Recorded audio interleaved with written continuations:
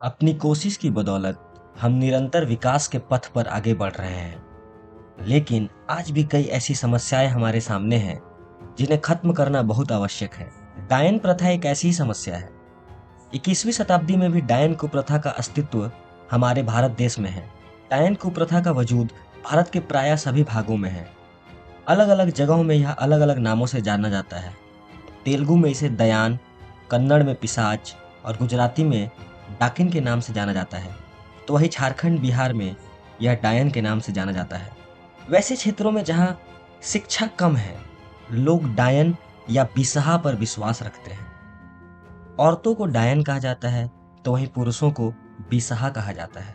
लोगों के मन में यह गलत धारणा है कि महिला या पुरुष तंत्र मंत्र विद्या द्वारा एक ऐसी शक्ति को अर्जित कर लेते हैं कि वह किसी व्यक्ति को अपनी इस विद्या के द्वारा कष्ट दे सकते हैं या मार सकते हैं।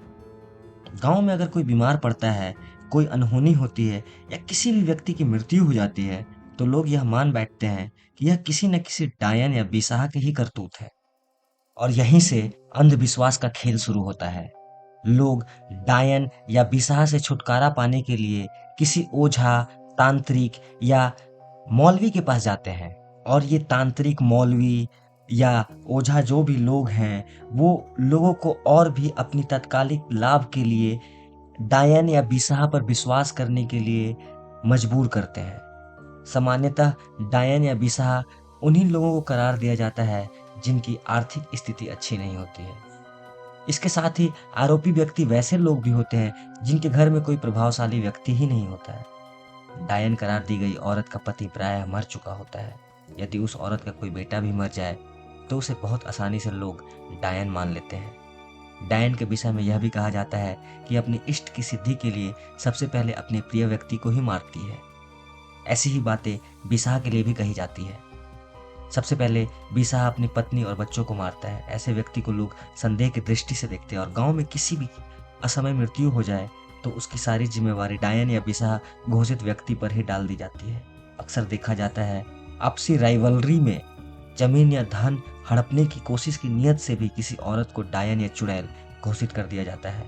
उस औरत को तरह तरह से प्रताड़ित किया जाता है और उसकी हत्या तक कर दी जाती है, फिर गांव छोड़कर जाने को मजबूर कर दिया जाता है। लेकिन हकीकत क्या है? डायन बिसहा का कोई अस्तित्व है भी या नहीं? तो हकीकत यह है कि डायन बिसहा का कोई अस्तित्व होता ही नहीं है।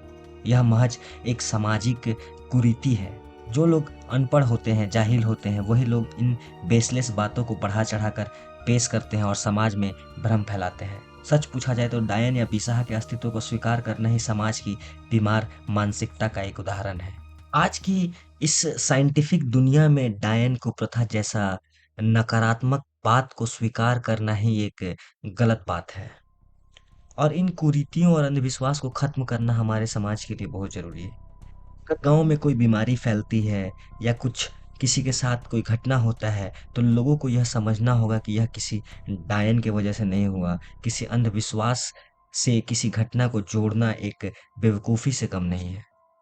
क्योंकि जो बेवकूफ लोग यह बात बताने की कोशिश करते हैं कि डायन अपनी शक्तियों के द्वारा, अपनी मंत्र तंत्र के द्वारा किसी को नुकसान पहुंचा सकती है, तो क्या वह डायन अपनी तंत्र मंत्र और अलौकिक शक्ति का मंत्र के द्वारा अपनी शक्ति का प्रयोग करके अपनी रक्षा नहीं कर सकती? बहुत सारे अज्ञानी लोग समाज में इसी अंधविश्वास को बढ़ावा देते हैं, जो कि एक अपराध से कम नहीं है।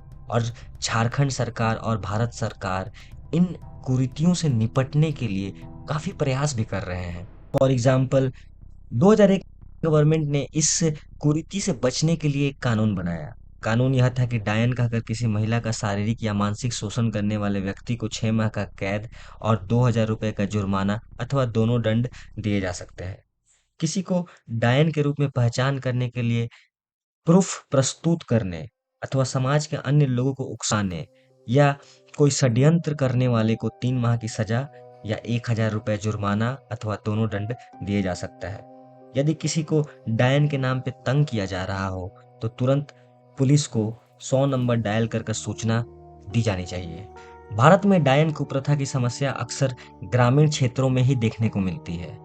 जिस समाज में लोग कम पढ़े लिखे होते हैं, उसी समाज में लोग अंधविश्वास को बढ़ावा देते हैं और इस तरह की अंधी आस्था मानव सभ्यता और संस्कृति के विकास की तमाम बुलंदियों को ध्वस्त कर देगी। यह कितना अंतर विरोध है कि एक तरफ तो हमारा दावा जीवन के तमाम रहस्यों को खोज लेने का है, तो वहीं डायन मानकर किसी स्त्री की हत्या कर देने की भी सोच हमारे समाज में ही मौजूद है।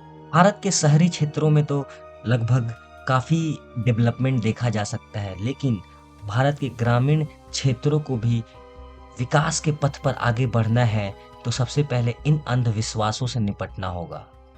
Hope you like the information. Please hit the subscribe button. Thank you.